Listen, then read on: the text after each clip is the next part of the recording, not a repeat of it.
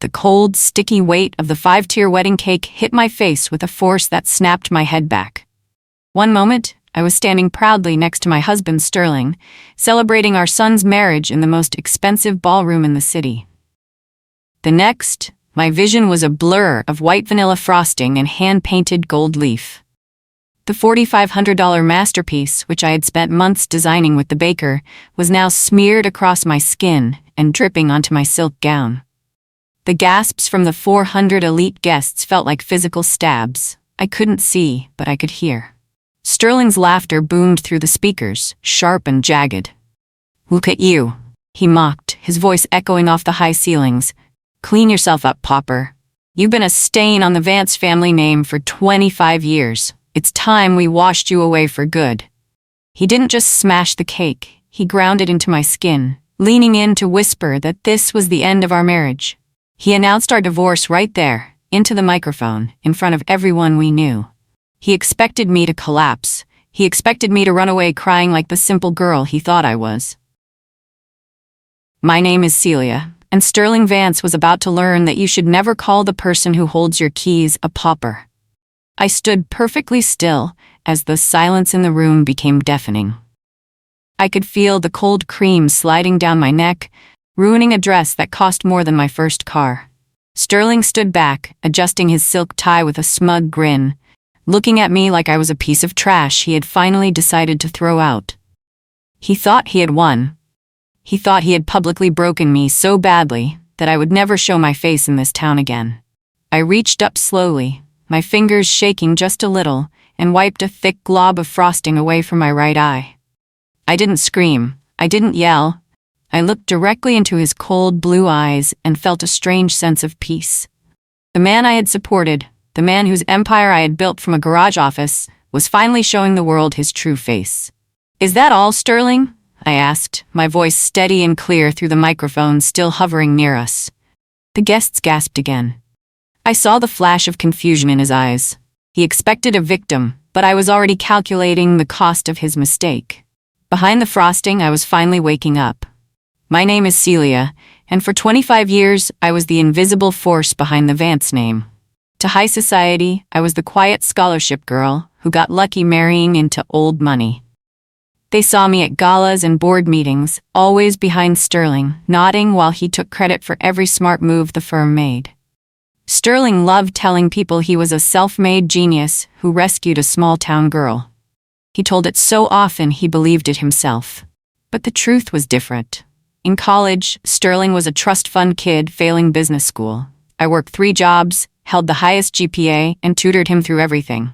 I fixed his reports, saw potential in his family's failing firm, and gave him my brain, my time, and my heart. I thought we were building a future together. I didn't realize I was just building a pedestal for a man who would try to crush me from it. I remember our university days clearly. Scholarship student, heavy books, cheap coffee. Sterling was the golden boy in expensive clothes, charming but drowning academically. One afternoon, he asked for help with an economic model. I should have said no, but I was young and flattered. I ended up writing his thesis and showing him how to restructure his father's debt, saving the family firm from bankruptcy. He called me his secret weapon and brilliant star, promising equal partnership if we married. I believed him because I wanted safety and stability. I didn't see that he was using my intellect to polish his reputation. What I saved in college was just the beginning. Over the next decade, I would create the engine that made Vance Global billions. 10 years into marriage, Sterling's ego became dangerous. He believed his own press, resenting that I alone knew he didn't understand the math behind his deals. For survival, I took precautions. Building on my college work, I coded a proprietary trading algorithm, the backbone of Vance Global's explosive growth. My masterpiece predicted market shifts with terrifying accuracy. But I registered all patents under my maiden name through a shell company. Sterling never checked the fine print, just assumed the profits were his birthright. My algorithm generated 90% of company revenue, making him appear a genius. He called me Pauper for lacking family crests, but I owned the engine running his empire. 6 months before Victor's wedding, Sterling's shift became undeniable. Late nights, expensive perfume on his jackets, and the way he spoke to me changed. He called me unrefined in front of staff, rolled his eyes at dinner parties, telling me to leave grown-up talk to people with the right bloodlines. He was preparing to discard me for a young socialite who fit his billionaire wife image, someone who'd look good in photos, not a partner who knew his secrets. I watched him move money around, treating me like faded furniture ready for replacement. He forgot I taught him to read balance sheets. Even Victor noticed the tension.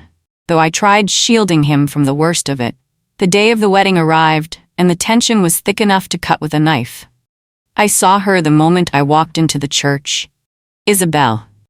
She was 24, exactly the age I was when I married Sterling, and she was sitting in the front row, a place usually reserved for close family. She was wearing a dress that was almost white, a direct insult to the bride and to me.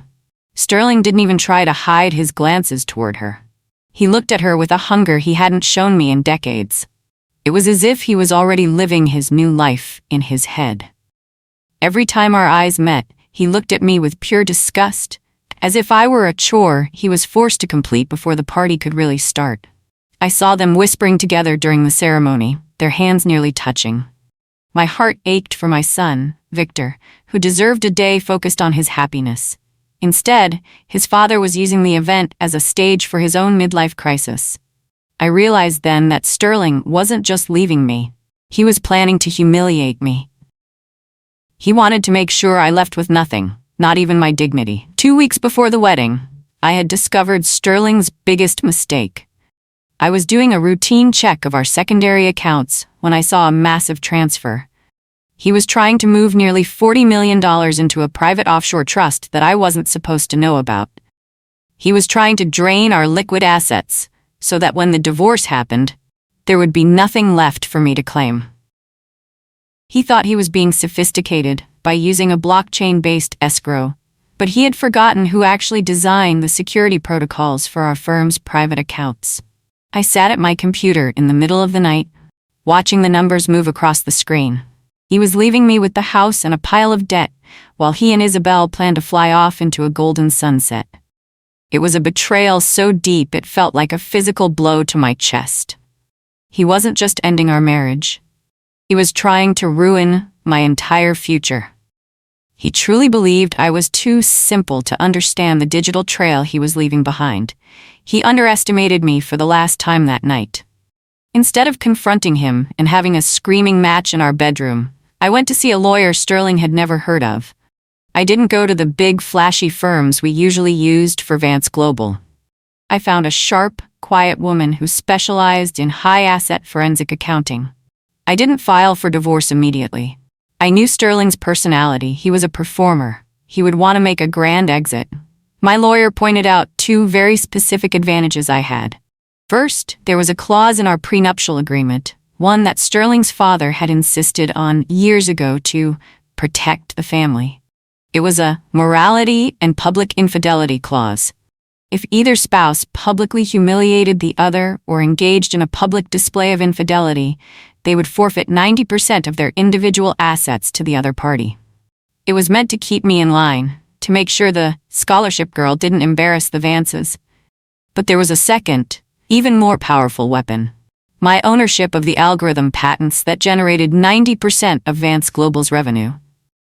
If Sterling did what I suspected he would do, he would trigger the prenup clause and lose access to the technology that made his company valuable. I just had to wait for him to pull the trigger. I had to be the perfect quiet wife one last time. On the morning of the wedding, I stood in front of the mirror, adjusting my dress. Sterling walked in, looking sharp in his custom tuxedo. He didn't tell me I looked beautiful. He didn't even look me in the eye. He just complained that his silk tie wasn't sitting right. I walked over and tied it for him, my hands steady. I looked at his reflection and saw a man I no longer recognized. "Don't get in the way today, Celia," he said coldly. "This is a big day for the Vance name. Just stay in the background and try not to embarrass me with your small-town charm. We have very important guests here, and I don't want you ruining the aesthetic." His words were like ice, but I didn't flinch. I just tightened the knot of his tie a little more than necessary and smiled. "I'll be exactly where I need to be, Sterling," I replied. He huffed and walked out, probably to call Isabel. I took a deep breath, knowing that this was the last time I would ever play this role. The stage was set, and the audience was arriving. I just had to survive the performance. Just before the ceremony began, my son Victor found me in the hallway. He looked handsome, but deeply troubled. Over the past few months, he had grown increasingly uncomfortable with the changes he'd witnessed in his parents' relationship. He had always been more like me, thoughtful and observant, and he'd noticed his father's secretive phone calls and the way Sterling had started treating me with open disdain. He took my hands and looked at me with eyes that held both love and worry. "Mom, I can't pretend I don't see what's happening," Victor said quietly. "The way he talks to you, the way he looks at that woman who shouldn't even be here today. I've been trying to give him the benefit of the doubt, but you don't have to stay for this. We can just leave. I'd rather have a quiet wedding than watch him hurt you anymore." My heart swelled with love for my son. He was the one good thing that had come out of 25 years of marriage. I squeezed his hands and gave him a reassuring smile. "Today is about you and your beautiful bride, Victor," I told him. "Don't worry about me. I have everything under control. I want you to go out there and be happy. The fireworks haven't even started yet, and I promise you, I'm going to be just fine." He looked unsure, but he nodded and went to take his place. I felt a pang of guilt for what was about to happen at his reception, but I knew that Victor deserved a father who wasn't a monster, and he deserved a mother who wasn't a shadow. The reception was a whirlwind of fake smiles and expensive champagne. I watched from the side as Sterling held court, laughing with CEOs and politicians. He was already acting like I didn't exist. But what made my stomach turn was watching him with Isabel. He didn't just glance at her anymore. He openly touched her arm when he laughed, leaned in to whisper in her ear right in front of the board members, and even kissed her hand when she handed him a champagne glass. The guests were beginning to murmur, their eyes darting between Sterling's public display and my humiliated figure standing alone. He was flaunting his affair in front of 400 witnesses, making sure everyone knew exactly where his loyalties lay. Then came the moment of the cake cutting. The lights dimmed, and the spotlight hit the massive 5-tier cake. It was a work of art. Sterling took the silver knife, but instead of cutting a slice, he turned to the crowd. He grabbed the microphone and began a speech that started as a toast to Victor, but quickly turned into a brutal attack on me. He called me a placeholder and a pauper who had finally reached her expiration date. Then, with a sudden, violent movement, he shoved the top tiers of the cake directly into my face. The impact was startling. The sugar stung my skin, and the weight of it nearly knocked me over. The room went silent, the only sound being the thud of frosting hitting the floor. Sterling laughed, a high, manic sound, and announced he was filing for divorce. He looked at the crowd, expecting them to join in, but the silence only deepened. I stood there for a long moment, the center of the most humiliating scene I could have ever imagined. I could feel the cold vanilla cream dripping off my chin and onto my chest. Sterling was still grinning, waiting for me to break. Instead, I reached out and took the microphone from his hand. He was so surprised that he let it go without a fight. I wiped a bit of cake from my mouth and looked at the stunned faces in the crowd. "Thank you for that, Sterling," I said, my voice amplified and perfectly calm. "I think everyone here now has a very clear understanding of who you really are." I didn't look back at him. I turned and walked off the stage with my head held high, the trail of white frosting behind me looking like a regal train. I walked past Isabel, who was smirking, and past the shocked board members of our firm. I didn't head for the exit. I headed for the bridal suite. But the moment I closed that door behind me and turned the lock, the composure I had held for 25 years finally shattered. I collapsed against the door and the tears came, not gentle tears, but ugly, body-shaking sobs that I had been holding back for months. I slid down to the floor, not caring that my silk dress was ruining, not caring that I was getting cake frosting on the white carpet. 25 years. 25 years of being invisible, of being dismissed, of watching him take credit for my work while treating me like an embarrassment. The cake wasn't just frosting. It was every snide comment, every rolled eye, every time he made me feel small in front of people I respected. I looked at myself in the mirror across the room and saw a broken woman covered in the remnants of a celebration that should have been about love. For a moment, just a moment, I wondered if he was right. Maybe I was just a pauper. Maybe I didn't belong in this world. Maybe I should just disappear quietly and let him have his perfect life with his perfect young socialite. The woman staring back at me looked defeated, humiliated, destroyed. But then I remembered who I really was. I remembered the nights I spent coding while he slept. I remembered the patents filed under my name. I remembered the $40 million he thought he could hide from me. The tears stopped. I stood up, straightened my shoulders, and felt something cold and sharp crystallize in my chest. The pauper was done taking orders. I had a phone call to make, and a lifetime of being a shadow was about to end in the brightest light possible. Inside the suite, I locked the door and took a deep breath. The emotional storm had passed, leaving behind a clarity I had never felt before. I pulled my laptop out of my bag and logged into the firm's main server using my administrative bypass, the one Sterling didn't know existed. I had already prepared some of the documents weeks ago, but now I needed to be strategic. I couldn't play all my cards at once. First, I sent an encrypted file to my lawyer with a time-stamped video of the cake incident, which a friend had discreetly recorded for me. The public infidelity and public humiliation clauses were now officially triggered. That would tie up his personal assets, but it would take time to process. Next, I sent a preliminary notice to 3 key board members.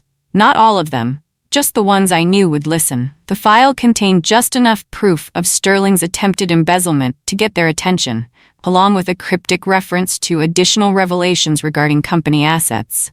I didn't show them the algorithm patents yet. I wanted them curious, not panicked. Then I waited. I spent 10 minutes washing my face, scrubbing the sugar away until my skin was red.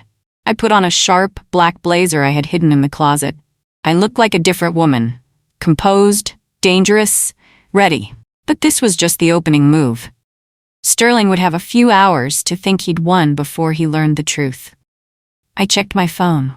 The lawyer had already received the video and confirmed the morality clauses were triggered, but warned it would take 24 to 48 hours for the asset freeze to take effect. The board members had acknowledged receiving my urgent communication and requested a meeting first thing tomorrow morning. Perfect. Let Sterling celebrate tonight. Tomorrow he would wake up to a very different world. I walked back into the ballroom 30 minutes later. The party had resumed, and Sterling was in his element. He had managed to convince people that what they'd witnessed was just a bit of theater and clearing the air. He was holding court near the bar, one arm around Isabel's waist, telling a group of investors how liberating it felt to finally be authentic about his relationships. The guests were laughing along, though I could see the uncertainty in their eyes. He saw me enter and his face lit up with cruel satisfaction. He raised his champagne glass in my direction and called out loudly enough for half the room to hear. There she is. I hope there are no hard feelings, Celia. You understand this is just business, right? Nothing personal. He took a long sip and winked at Isabel. Freedom is expensive, but it's worth every penny. Some of the guests shifted uncomfortably, but many others seemed to be buying his narrative. I heard whispered conversations. Well, these things happen. Maybe it's for the best. She never seemed quite right for this world anyway. I walked calmly to where Victor was sitting with his new wife, both looking mortified. Mom, we don't have to stay, Victor whispered urgently. We can leave right now. I squeezed his hand. In a little while, sweetheart. I just need to make a few phone calls first.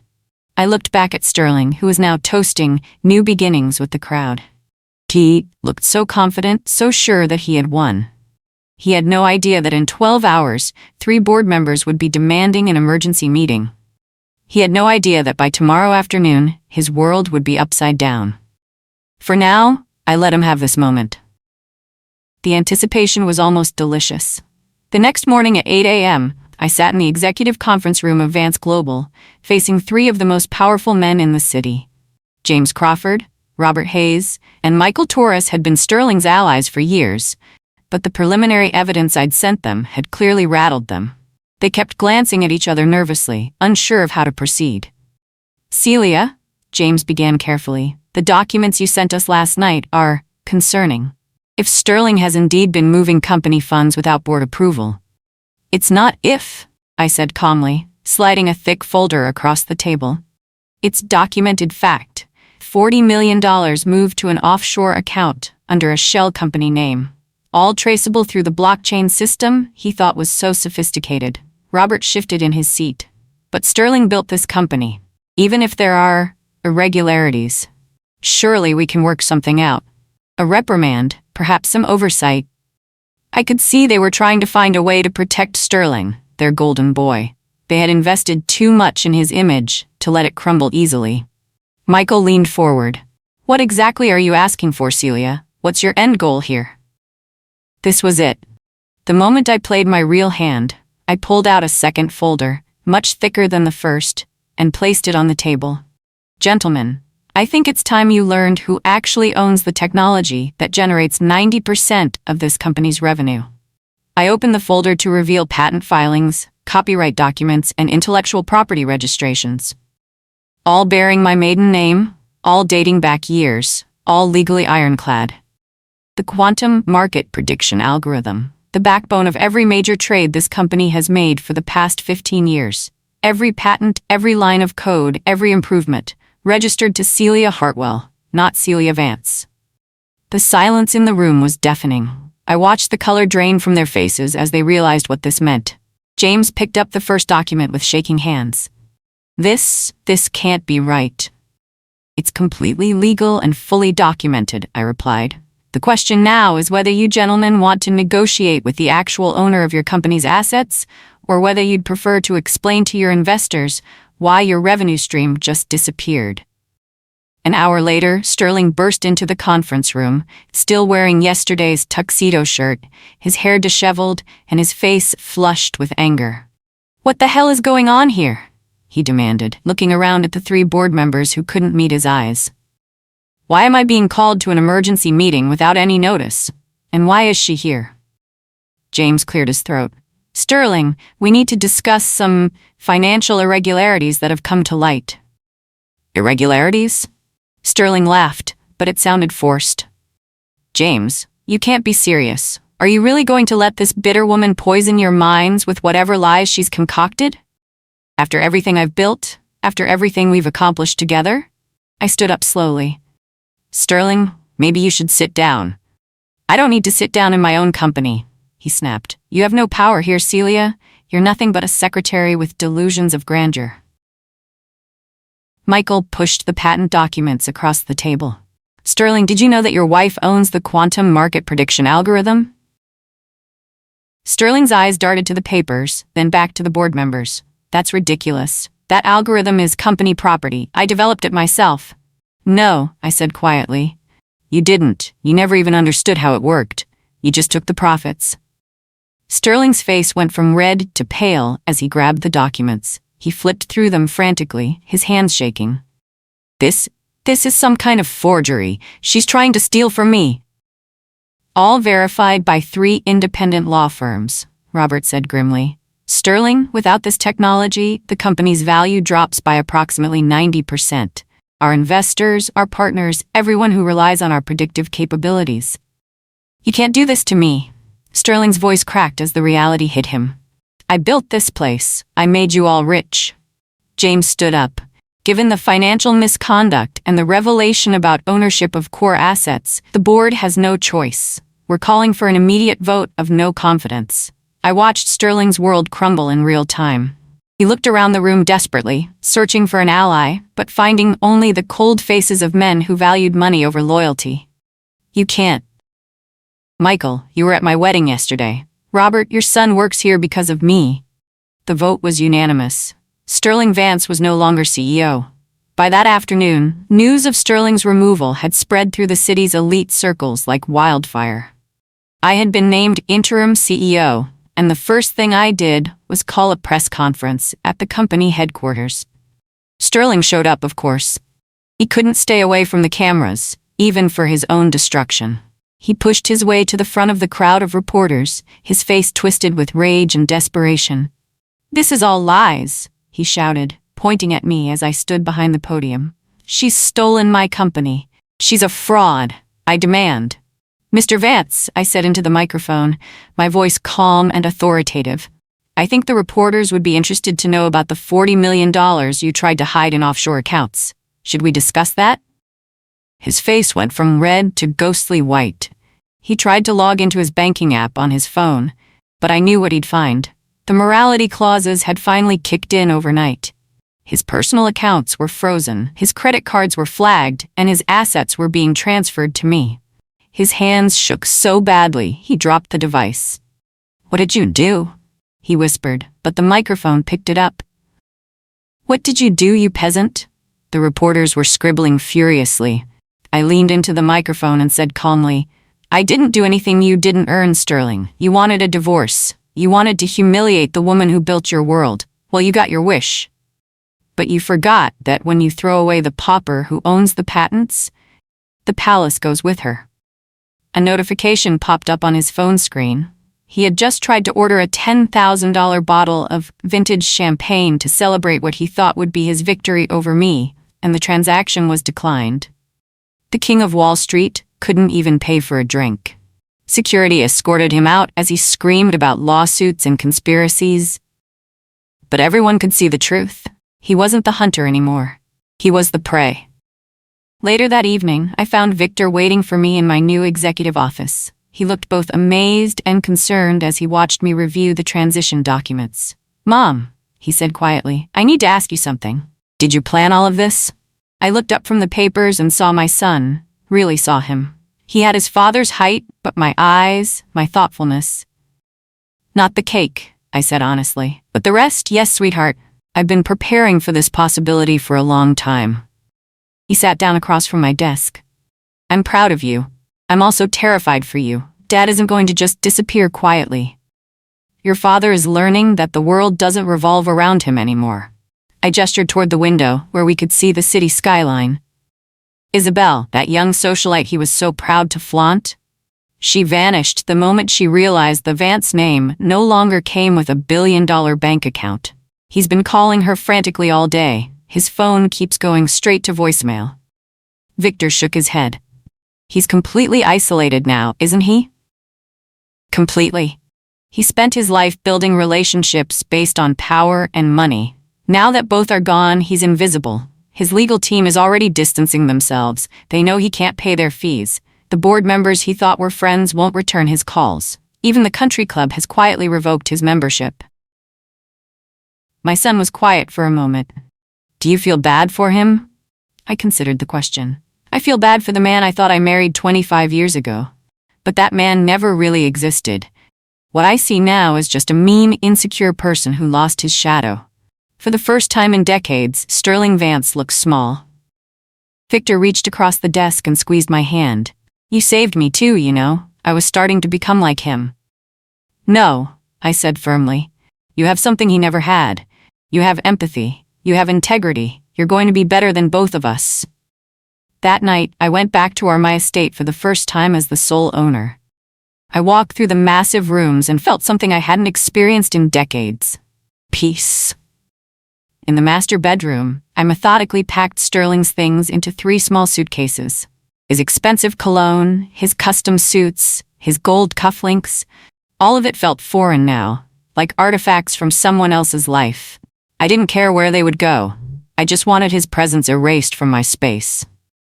As I worked, I realized something profound. I didn't miss him. I missed the person I thought he was 25 years ago, the charming student who had promised we'd be partners. But that person had been an illusion. The real Sterling, the one who called me Pauper, who tried to steal millions, who humiliated me in front of 400 people, that man had never been worthy of my love. I stood in the center of the room that had been ours and felt the weight of 25 years of pretending lift from my shoulders. Tomorrow, I would begin rebuilding Vance Global in my image. No more risky gambles with other people's money. No more ego-driven decisions. I would run it with the precision and intelligence that had built the algorithm in the first place. But tonight, the pauper was finally the queen of her own castle. The following morning, I called an all-hands meeting with the remaining board members.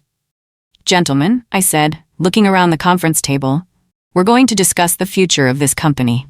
And I want to be very clear, it's not going to look anything like the past." The following weeks were a whirlwind of legal battles and corporate restructuring.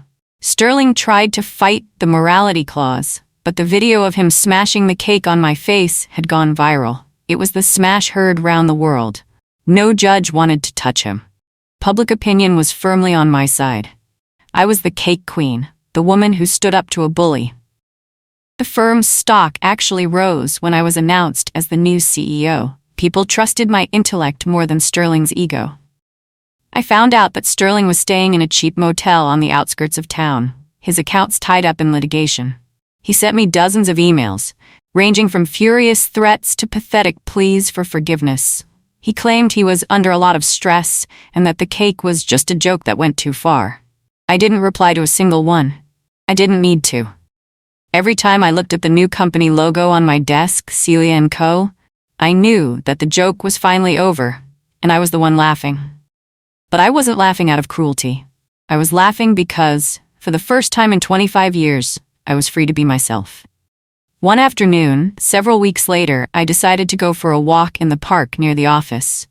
I saw a man sitting on a bench wearing a worn-out suit that looked like it hadn't been pressed in a week. It was Sterling. He looked older, grayer, and completely defeated. He noticed me and stood up, looking hopeful for a second. "Celia," he said, his voice raspy. "Please, I have nothing. They took the cars, the club membership, everything. I'm living on a stipend from my sister. You can't do this to me. I made you." I stopped and looked at him. I didn't feel anger anymore. I just felt a mild sense of boredom. "You didn't make me, Sterling," I said quietly. "You just used me. You called me a pauper because I didn't have money when we met. But look at you now. You have no money, no friends, and no family. I think that makes you the pauper." I turned and walked away, not looking back even when he started shouting my name. He had once been my whole world, and now he was just a stranger in a bad suit. The final court date for the divorce was a formality. Because of the evidence I had gathered and the public nature of his betrayal, the judge upheld every part of the prenuptial agreement.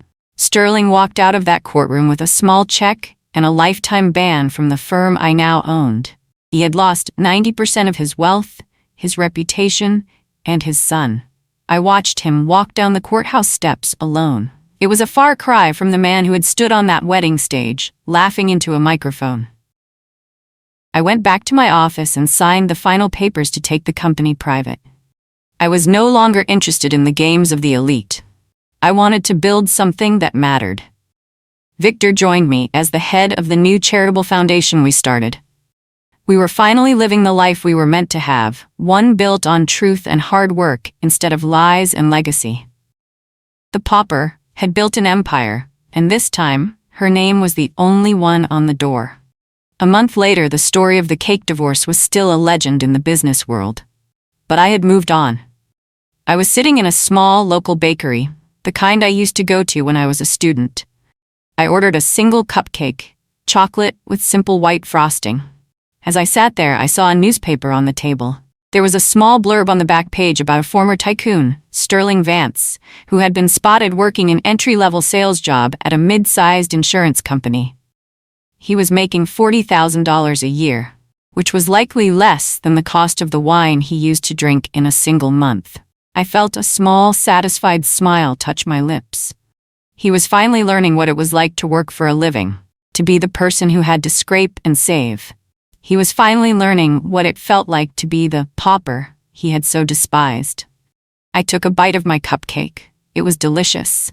It didn't taste like betrayal or shame. It tasted like freedom. I realized that the greatest revenge wasn't the money or the company. It was the fact that I could finally be myself. I didn't have to hide my intelligence to make a man feel bigger. I didn't have to stay in the shadows to protect someone else's fragile ego. I went to visit Victor and his wife at their new home. They were happy, and the atmosphere was light and filled with love. We didn't talk about Sterling. He was a ghost from a past life. We talked about the future, about the new technology I was developing, and about the grandchildren I hoped to have one day. I looked at my hands, the same hands that had been covered in cake just a few months ago. They were clean now. They were strong. I had survived the worst public humiliation a person could endure, and I had come out the other side as a leader. I was no longer the girl on a scholarship or the quiet wife. I was Celia, and I was exactly where I belonged. The sun began to set over the city, casting a golden glow over the skyline. From my balcony I could see the Vance Global building, now the Celia & Co. Tower. The lights were coming on, floor by floor. I thought about that $4,500 cake. It was the best investment Sterling ever made, even if he didn't know it at the time. It bought me my life back. It was the spark that burned down a house of lies and allowed me to build something real in its place. I picked up my phone and checked the morning's projections. The company was thriving. I was thriving. I took one last look at the city before heading inside to start my evening. I wasn't a pauper, and I wasn't a queen. I was a woman who knew her worth, and that was more than any amount of money could ever buy.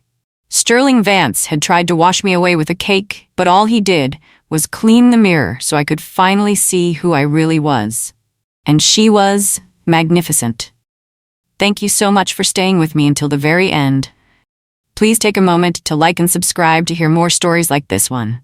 There is another one waiting on your screen right now.